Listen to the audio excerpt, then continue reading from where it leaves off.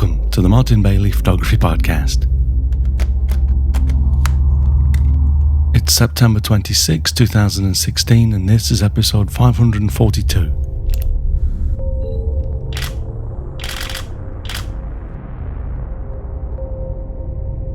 This is the concluding episode of a 4-part series to share my experiences and 10 more images from my recent East Greenland photography adventure, including what I think is some pretty special aerial glacier photos.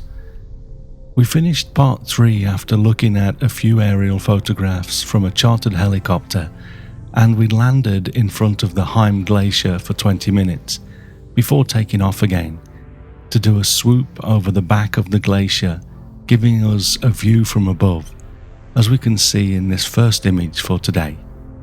As I mentioned at the end of last week's episode, I had bumped my ISO to 800 and was shooting between a 1600th and a 3200th of a second shutter speeds to overcome the vibration of the helicopter.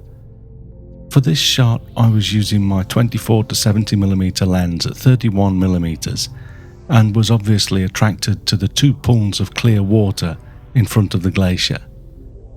The other challenge when shooting from a helicopter is that you really have very little time to think about your composition, as the scene below you is changing all the time. I'm happy with these images, but I remember keeping every sense on high alert as I tried to decide on the next shot and capture each possible image with very little time. I got another few frames after this last image as we climbed, but as I realised that we were soon going to be over the main Greenland glacier, I decided to switch to my 11 to 24mm lens, and boy am I glad I did. The detail from this next image might not come across in the web version, but I believe these next few images are some of the most important of my career so far. I love the texture and the relative simplicity of this shot, despite the detail that can be seen in each fissure when you look closely. The reason I think this is important, though, is because Greenland is obviously very much in the spotlight when we talk about global warming, and unfortunately, I don't think this view is going to be there much longer. Here is a screenshot from Google Maps showing where I was over the glacier as I made the last image. This won't mean much as it is, but note at this point how far down the fjord the glacier runs, pretty much to the bottom where the Johan Petersen Fjord meets the Sermelik Fjord. As we swung around the back of the glacier though, I was even more happy to have switched to my 11 to 24mm lens, as it enabled me to shoot this photograph. This is looking down on the Heim and Kagtilaskopia glaciers. What I want to impress on you here though is just how much the ice has receded. I don't know how old the satellite photos used by Google are for this part of the world, but I doubt they're all that old. Yet, you can see that the glacier has now melted right up to the 3 pieces of land right next to the pin, showing where I was when I made the previous photograph. This to me is pretty shocking. I don't know what lies further inland beneath that main glacial shelf of Greenland, but at this rate, I don't think we'll have to wait many years to be able to see exactly what it looks like below there. I also hope that this kind of imagery will help people to realise that whatever the cause, global warming is real, and we are losing glaciers like this one at an alarming rate. The next photo I wanted to look at is as we flew over the Sermelik Fjord again, and I got a number of photographs of icebergs that show their beautiful underwater portions pretty well. There wasn't time to use a polarizer filter, but as you can see from this image, there were some angles where there was no reflection on the surface of the water anyway, so we were afforded some beautiful views like this. People often quote different ratios, but according to the laws of physics based on the density of ice, it's generally thought that 1/10 of an iceberg is above water, leaving 9/10 that are below the water. As we see, this huge body of ice drawing down into the depths, it's not hard to imagine just how much ice is below the surface of the water. In the previous episode, I talked about our visit to the settlement of Glacier, and this had taken us an entire morning to get to in our speedboat. By helicopter, it was less than 15 minutes away from Glacier. In this photo, you can clearly see the tiny channel through which we'd travelled to get from the Amasalik Fjord route that we'd taken to Glacier, and it was really nice to see this and the settlement from above. As we continued on, we passed over the mountains between the Surmilik Fjord and Glacier and got some great views of the mountains and lakes up there. Here is a lake that looks to have blue glacial meltwater as its source, almost iridescent in the sunlight shining on it between the broken cloud. To keep my shutter speed high, I had been adjusting my aperture a lot based on how high we were. Most of the previous images were shot at f10 or f11, and that gave me plenty of depth of field at the distance that we were shooting from and the wide apertures. For this image, as we were even higher, I dropped down to f8 at 24mm for a 2,000th of a second shutter speed, still at ISO 800. Everything from the nearest foreground to the distant mountains is in perfectly sharp focus. A few minutes after this, we were over the bay at Glacier, and before we knew it, landing at the heliport on the edge of town. The helicopter is run by the brother of the owner of our hotel, and although they were a little reluctant at first to allow us to open and shoot through the windows, it all worked out pretty well. I thoroughly enjoyed the experience. I hadn't flown in a helicopter until 4 years ago, when I had a whiz around Niagara Falls while I was in Canada for my 2012 Pixels to Pigment workshop. But since then, I've ridden in helicopters a few other times over Tokyo at night, and then a total of 3 more times here in Greenland by the time we'd finished the tour.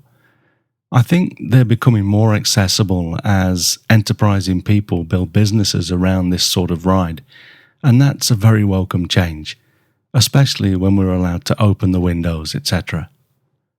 After returning to the hotel, I quickly went through my photos and was happy to see that they were all nice and sharp, and that I hadn't wasted my money. I was also really happy with my decision to switch to the 11 to 24mm lens as we flew over the back of the glacier. In fact, I'm even happier that I decided to put it in my vest pocket, as I almost didn't. Sometimes we make really bad decisions, and they sting like hell. The more we do this though, the more likely we are to make better decisions, and it's great when they pay off like this. So by this point it was August 30, and we only had a couple more nights in Greenland. We had been keeping our eyes on the aurora forecasts and had a bit of a display the previous night, but with better forecast for this night, we headed out again at about 11 p.m. and were pretty happy to see some beautiful aurora borealis stretching across the entire sky. Here is a shot from a few minutes' walk from the hotel.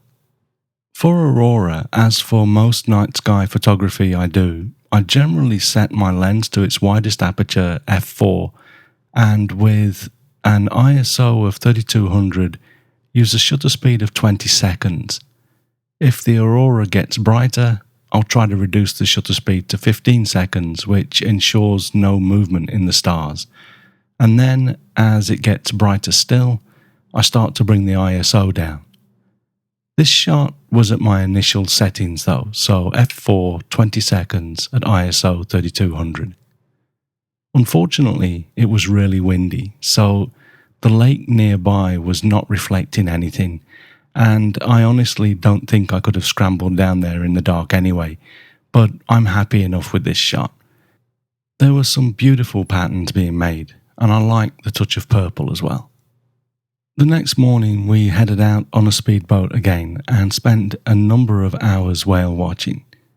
I think we'd used up all of our luck by this point though, so although we saw a number of whales, we were not able to really get any good photos. Still, it was great to just be around them. Afterwards, we headed over to the glacier that you can see in the distance in this next photograph, and then on to Kulusuk, which is the town near the airport that we've flown into from Reykjavik. The houses in Greenland seem to follow pretty much the same pattern in the most part, which makes for nice photos, I guess, as they're often either beautifully coloured or with the peeling paint, like the two in the foreground here. This day was a bit of a mess logistically mind. The people that we organised the speedboat with had forgotten to buy our lunch, so they gave us money to buy something in Kulusuk. This means that we had to eat in the town, and one thing that doesn't come across in my photos is that the towns are full of little flies that try to get into your eyes and ears, and they're a real pain. It would have been much nicer if we'd been able to eat over by the glacier before coming into town. The next hiccup was that when we got back to our boat, our driver had caught the propeller of the boat on the rocks in the bay and broken the propeller clean off. He was a resourceful young chap though, and quickly organised a replacement boat and driver, who we spent the rest of the day with. We went back out into the open water south of Tasiilaq and tried our luck at some whale photographs again. It didn't work out photographically, but at one point a fin whale surfaced right near us and actually called out. It was a magical moment. I couldn't find any recordings on the web that sounded like what we heard, but it was a long droning sound that we could feel through the water as much as audibly hear it. I used to have a record of whale calls when I was a kid, and the hair on the back of my head would stand up when I listened to it. The memory of actually hearing a call like this in real life, bobbing around in a boat off the coast of Greenland, is one that will stay with me for the rest of my life, hopefully. On our last night in Greenland, the Aurora gave us another display, which I captured this time with a nearby satellite dish, as I liked the space relationship. This dish was lit up by nearby lights, so I didn't have to do any light painting or anything. Again, the purple was beautiful, and more pronounced in this image, although I prefer the shape of my shot from the previous night over this one. The following morning, as I opened the curtains in my room, there was a beautiful mist over the town of Tasiilaq and down into the bay, so I grabbed my camera and went outside to get a few pre-breakfast images before the mist cleared. The town isn't as pretty from above as it is below, so here's a shot of the bay with the few seemingly resident icebergs. I shot this at 135mm with my 100 to 400mm lens to isolate the mountains and bergs. As the sun made its way down into the bay, the mist quickly burned off, so I was happy to have got these last few images, as we were to leave for the heliport shortly after breakfast to fly back to Iceland for one last dinner before we disbanded, completing the tour.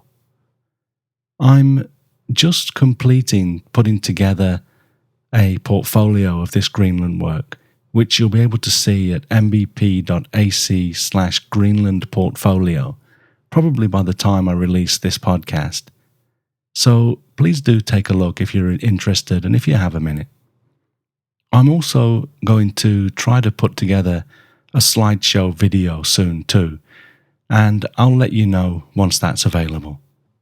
If you'd like to use any of my Greenland work commercially, you can license these and many more images from the trip from my offset stock library at mbp.ac/offset. I'm sure you're wondering if these Greenland tours are going to be a regular thing moving forward, but the answer right now is I don't know. We had an amazing time, but financially this isn't currently a viable tour as we only had a few participants. I went ahead with the tour because I wanted to visit Greenland myself, but for basically 7 days in Greenland, it's an expensive deal, and I don't think people realise just how much they would be getting for their money, including, of course, flights from Iceland and the local helicopter from Kulusuk to Tasiilaq, and the speedboat transport on most days. The other thing is that the speedboats were pretty rough some days.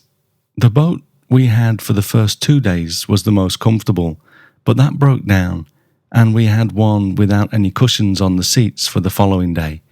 And when you're slamming down on waves on a choppy sea, it was uncomfortable, bordering on dangerous. So I'd really like to see them get a better handle on the transport situation before organising another trip. Having said that, Greenland is an absolutely magical place, and I will go back. It has everything, if not more, in some ways, than Antarctica, at a fraction of the price. So I don't see how I'll be able to stay away. If you would like to go to Greenland, drop me a line. I can certainly start to build a list of people that are interested and set something up again if people are interested. You can contact me with our contact form, which is linked to all of the pages on our website. You can also subscribe to our Tours and Workshops newsletters with the link mbp.ac/news, and we'll let you know if we set anything up in the future. Before we finish, I'd also like to let you know that we've just had one cancellation for our June 2017 Complete Namibia tour. So if you'd like to join me for that, take a look at the details at mbp.ac/Namibia. Thanks very much for listening today. If you enjoy this podcast, please share a link with your friends. Subscribe in iTunes or your favorite podcast program to ensure uninterrupted delivery. If you have a moment to rate the podcast or leave us a review in iTunes, that helps to keep us relevant in the huge number of podcasts out there now. You can find me on Google+, Twitter, Instagram and Facebook, etc. And links to everything that I'm up to are at martinbaileyphotography.com, so do drop by and take a look. I'll be back next week with another episode, but in the meantime, you take care and have a great week, whatever you're doing. Bye bye.